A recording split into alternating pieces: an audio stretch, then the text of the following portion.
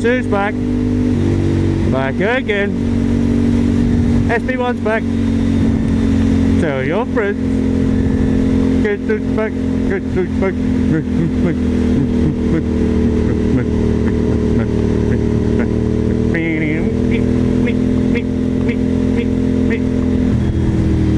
Sorry about that. Hello, welcome. Yeah, she's back. Under tray arrived on Friday. My mum texted me Saturday morning here. I was all excited, thinking, right, let's get this bike sorted. My mum texted me Saturday morning, oh, can you come over and help with some fence panels? Ah! And if you think, Alex, you're being a big girl, get that bike over a little bit. The roads are horrible. This is just a shakedown. This is just me riding, waiting to see what's not quite right, what needs rectifying. I don't think I've rode her since October.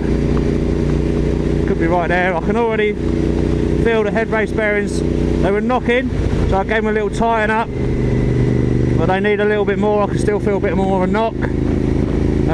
So what have I done? I've SP2 tank, because mine was leaking from the rear hinge. The SP1 is known for it. So I was leaking fuel down onto the exhaust pipes, which is never a good thing. Not as hot as the exhaust get on this thing. And SP2 tank. I've removed the outer fairing panel, that fairing bracket, sorry. So on these they're standard as having, it comes out this way, where I've now fitted an inward that you can't see it at all, like on more modern bikes. Straight away you can see a lot more vibration through the mirrors, a lot more vibration through the fairing, as much as it tidies the cockpit up a little bit. Yeah, they don't do quite as good a job. You might be able to see through my GoPro, this has got a gear indicator on it, but I don't really use it because it only works every so often. Oh, there you go, it's off. Data tool, that's data tool for you. Although it's probably been on the bike 20 odd years plus, I'd imagine. They could probably be sorted.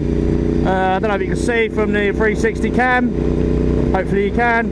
The rear seat unit, what I've done with that is, my one was a bit of a mess, but it was signed by John McGuinness, the infill panel. I bought a cheap fiberglass single seat unit for it, not realising that it required the factory subframe to fit to.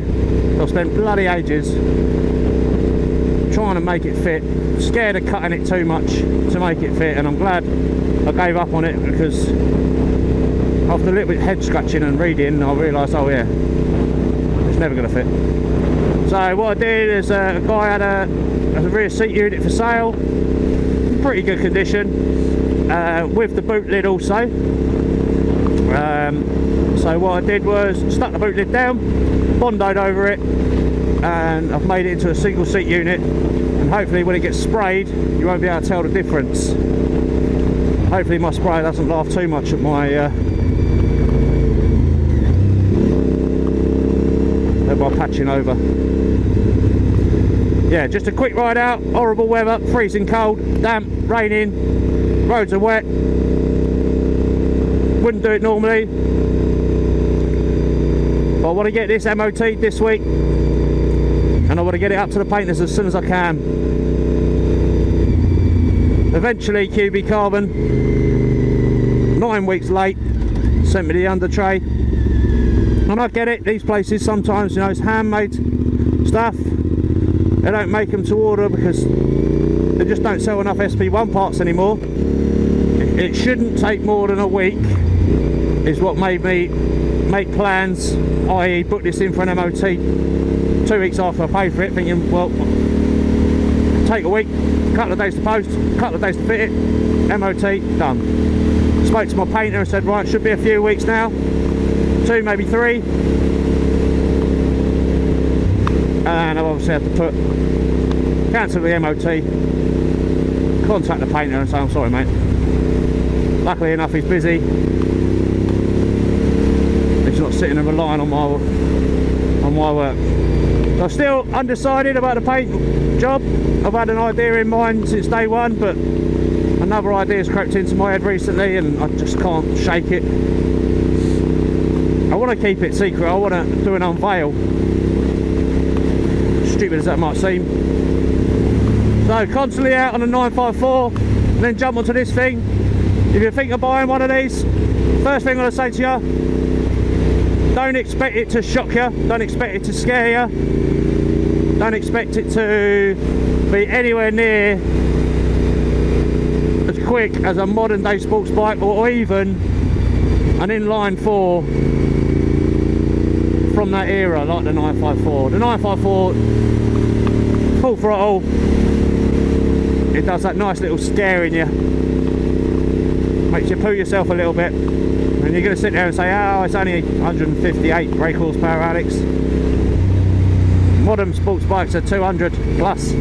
Yeah, I know. But it still scares me. And this thing, it just gets there smoother.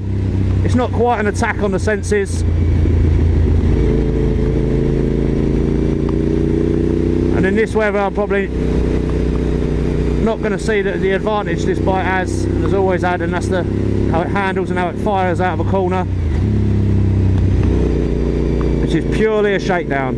I've got to keep reminding myself of that in case I get overexcited. I think I leant over it at 1 degree then.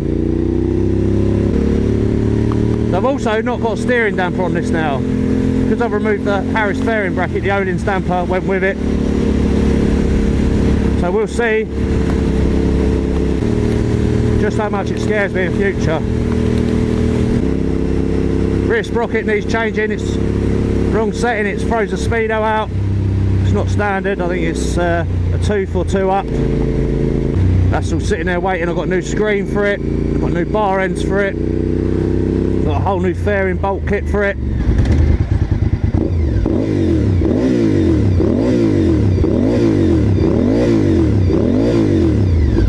But that's what it's all about, isn't it? That sound.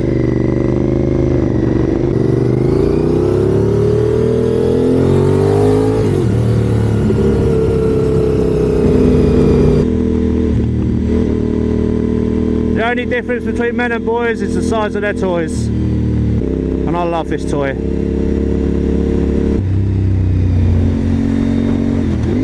Let's be a little bit less careful. Still goes.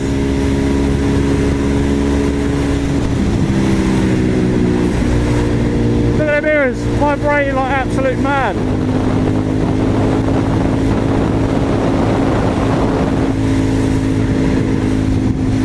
Oh, I do love the SB1. It's a different kind of enjoyment to the Blade. It's a different bike. It's a different sound. It's a different experience. If you were around in that time of Joey Dunlop, Colin Edwards, Nicky Hayden, John McGuinness, and you realise what this bike did.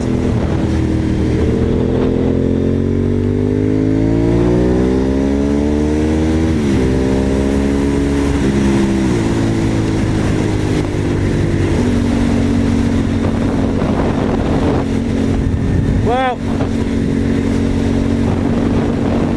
I've got a big grin on my face now because my baby's back, or as my wife said this morning, the love of my life. Thank you very much for watching. I've now got a difficult choice of Blade or SB1 every weekend. I know you hate me. Thank you very much. See you soon. Ride safe.